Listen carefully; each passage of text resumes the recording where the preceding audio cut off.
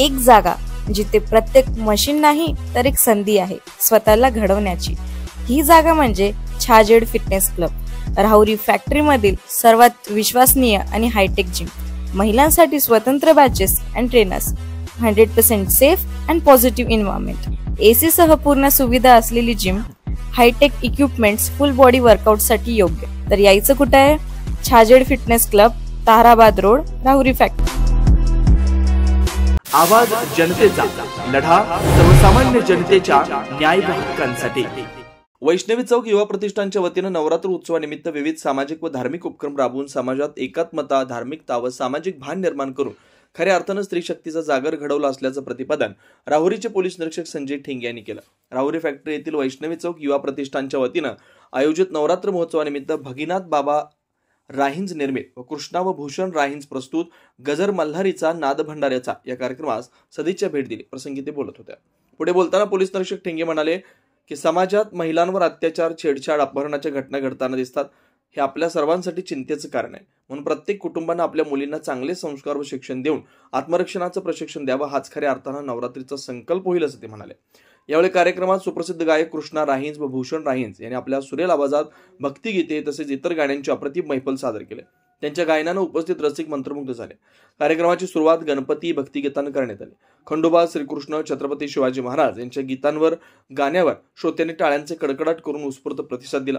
कृष्णा व भूषण राहिंज यांची गीतरचना असलेल्या चिमणी माझी उडून गेली या गीतानं कार्यक्रमाची सांगता झाली। यावेळी मोठ्या संख्येनं भाविक भक्तगण उपस्थित होते। मी त्यांच्यामध्ये व्यत्यय आणून तुमचा आनंद कमी करणार नाही, परंतु पत्रकार बंधूंनी जो मुद्दा मला सांगितला तर निश्चितच आपल्या भारताची सगळ्यात मोठी जर कुठली असेट असेल तर ती आपली कुटुंब संस्था।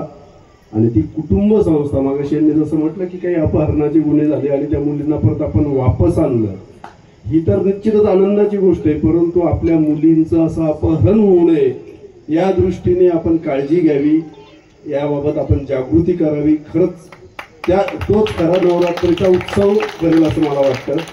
आणि महिलांचा जो सन्मान आहे, महिलांचा जो आदर आहे, तो आपल्या संस्कृतीने जो सांगितलेला आहे, परंतु मध्यंतरीच्या काळामध्ये जागतिकीकरणानंतर पाश्चिमात्यीकरण झालं आणि त्या पाश्चिमात्याचं अनुकरण करत करत आपण आपली परंपरा, आपली संस्कृती विसरत चाललोय की काय असं वाटतं।